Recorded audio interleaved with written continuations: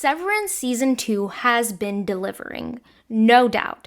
But this episode, easily my favorite so far. We now know Gemma is fully alive, severed, and trapped, but the details make things even more disturbing. And for the first time, we see Mark and Gemma's past, their love, their struggles, and the loss that changed everything. So without further ado, let's get into it.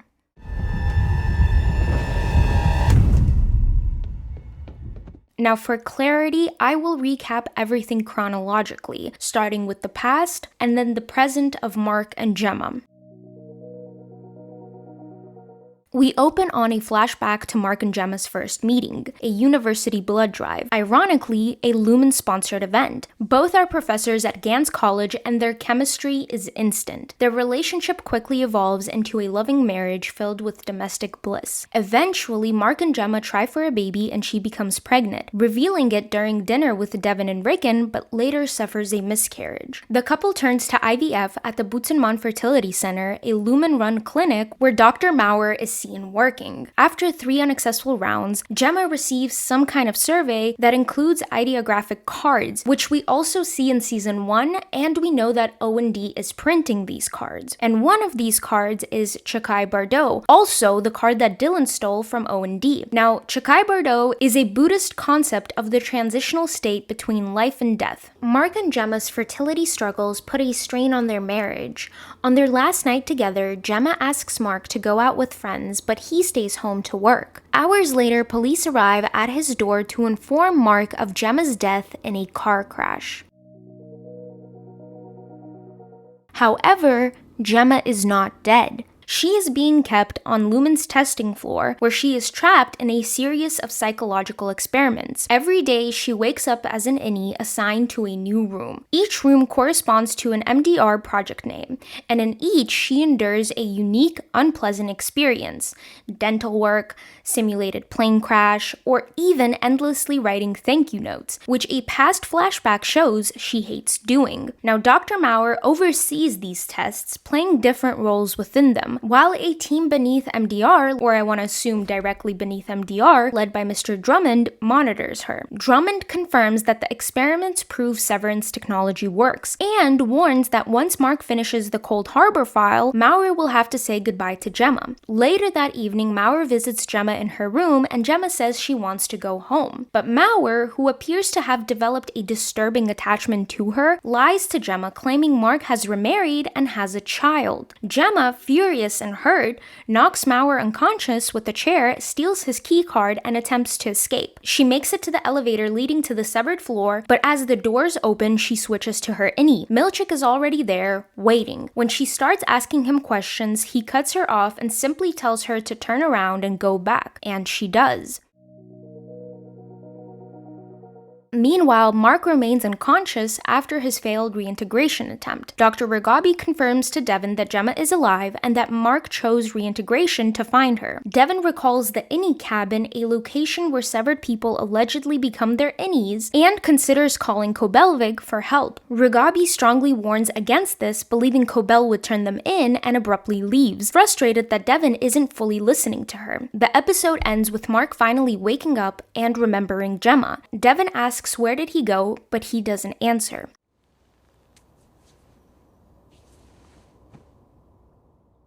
Now this episode was just beautiful, an emotional gut punch that somehow managed to be both devastating and hopeful. I honestly don't think I've ever cried and smiled so much in a single episode of Severance. Bravo to the directors, the writers, actors, and everyone who worked on this episode. Now let's dive into those theories. First off, we need to talk about Gemma. And, well, honestly, a lot of these theories are going to be very focused on Gemma. When Gemma steps out of her room in a different outfit, she seems to be a completely different innie.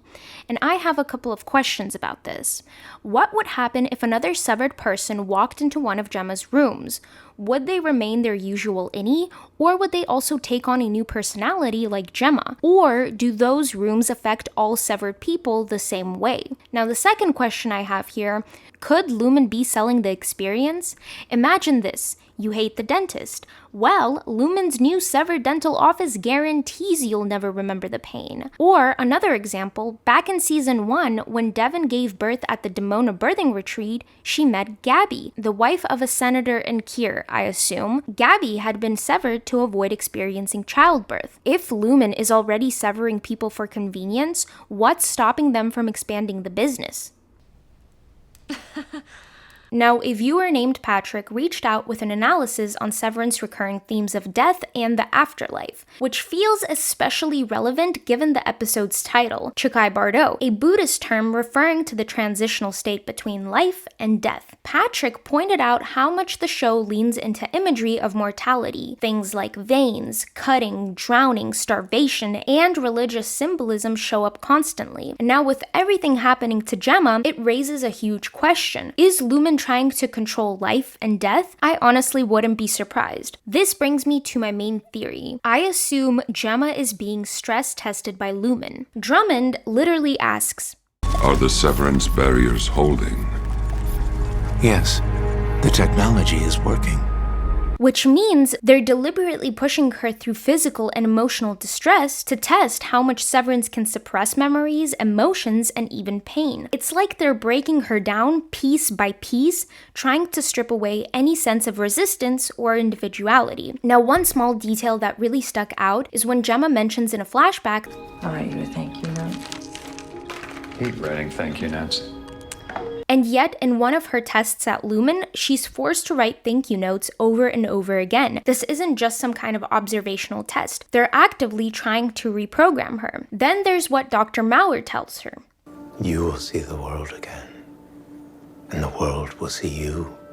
Now that strongly suggests that they're preparing her for something bigger outside Lumon, maybe even trying to reintegrate an innie directly into the outie world. Could this be the real endgame of Severance, creating fully controlled people who can live in a society undetected? Also, I think it's important for us to note not only this episode, but then there's the UUR book and how much Severance draws from Russian literature. Now Gemma in the beginning of this episode mentions 2 Tolstoy novellas. Now one of them is The Death of Ivan Ilyich, is about a man trying to find meaning and connection during life, and that it is possible to embrace mortality and meet death as a friend, not a monster. And then Hajid Murat, about a man who switches sides in a war for revenge. Both feel like direct references to the themes of identity, death, and control in the show. But then there's also Dr. Zhivago by Boris Pasternak, which Rickon mentions in the UUR. Here, Nan and I read passages from Dr. Zhivago,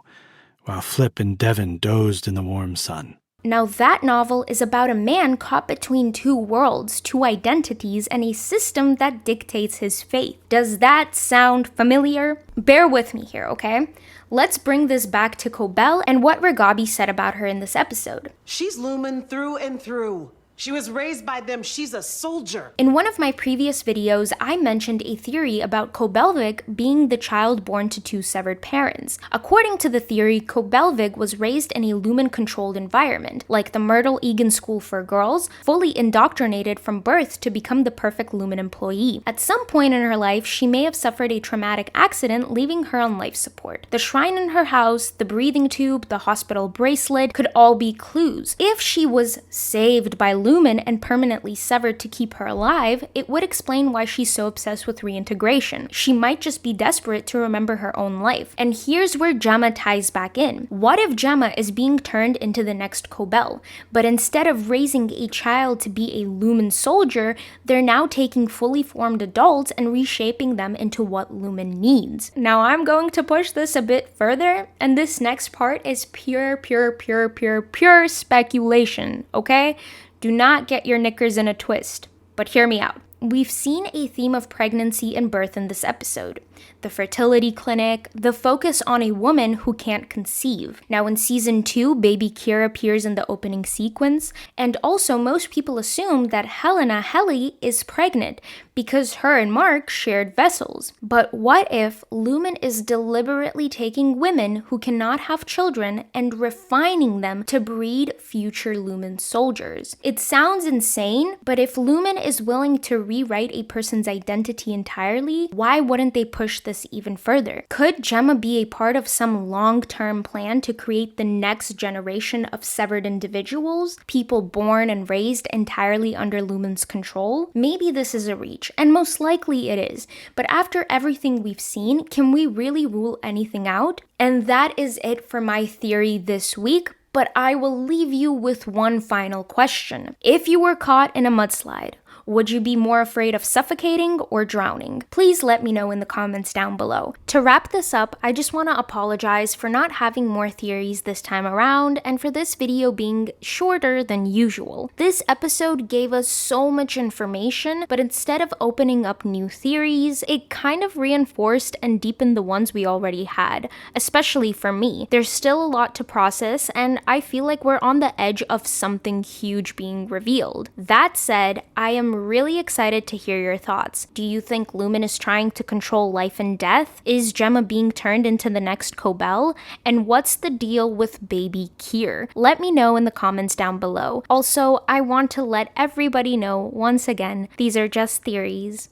Please, please, please don't take them as fact. This is for fun, and that is that. Thank you for watching or listening to this video, and if you enjoy this type of content, please be sure to subscribe. Praise Kier, until next time.